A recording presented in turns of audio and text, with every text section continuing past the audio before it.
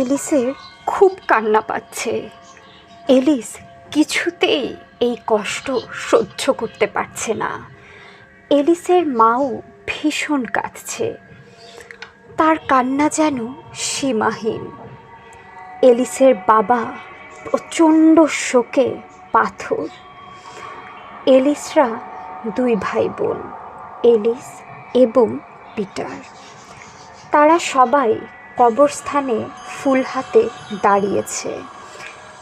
এক এক করে সবাই ফুল হাতে এগিয়ে যাচ্ছে কফিনটির সামনে শেষ বিদায় জানাতে। এভাবে পরিবারের একজন চলে যাবে, তারা বিষয়টিকে মানতেই পারছে না।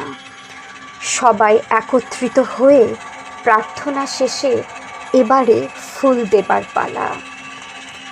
এলিস ফুল হাতে নিয়ে কাছে যেতেই দেখে এলিস নিজেই কফিনে শোয়া। তার মুখের একটি দিক থেতলে গিয়েছে, চোখ দুটি তখনও খোলা, যেন বারবার বলছে, আমাকে কবর দিও না, আমাকে কবর দিও না, আমি এখনো বেঁচে আছি, প্লিজ আমাকে কবর দিও না।